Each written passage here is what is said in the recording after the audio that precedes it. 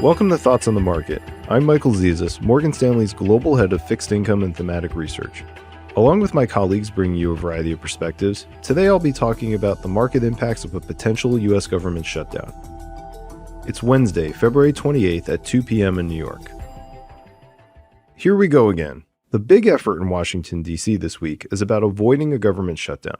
The deadline to pass funding bills to avoid this outcome is this weekend. And while many investors tell us they're fatigued thinking about this issue, others still see the headlines and, understandably, have concerns about what this could mean for financial markets. Here's our quick take on it, specifically why investors need not view this as a market's catalyst, at least not yet. In the short term, a shutdown is not a major economic catalyst. Our economists have previously estimated that a shutdown shaves only about 0.05 percentage points off GDP growth per week. And the current shutdown risk would only affect a part of the government.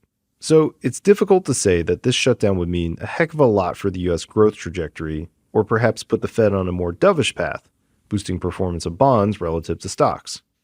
A longer-term shutdown could have that kind of impact, as the effects of less government money being spent and government employees missing paychecks can compound over time.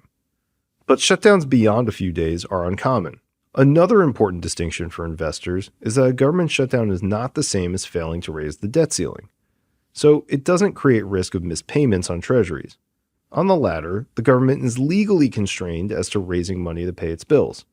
But in the case of a shutdown, the government can still issue bonds to raise money and repay debt. It just has limited authority to spend money on typical government services. So then, should investors just simply shrug and move on with their business if the government shuts down? Well, it's not quite that simple. The frequency of shutdown risks in recent years underscores the challenge of political polarization in the U.S. That theme continues to drive some important takeaways for investors, particularly when it comes to the upcoming U.S. election. In short, unless one party takes control of both Congress and the White House, there's little domestic policy change on the horizon that directly impacts investors. But one party taking control can put some meaningful policies into play. For example, a Republican sweep increases the chances of repealing the Inflation Reduction Act, a challenge to the clean tech sector. It also increases the chances of extending tax cuts, which could benefit small caps and domestic-focused sectors. And it also increases the chances of foreign policies that might interfere with the current trends in global trade through the levying of tariffs and rethinking geopolitical alliances. That in turn creates incentive for on- and nearshoring, an incremental cost challenge to multinationals. So we'll keep watching and keep you in the loop if our thinking changes. Thanks for listening. Subscribe to Thoughts on the Market on Apple Podcasts or wherever you listen, and leave us a review. We'd love to hear from you.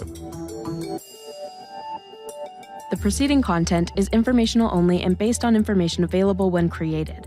It is not an offer or solicitation, nor is it tax or legal advice. It does not consider your financial circumstances and objectives and may not be suitable for you.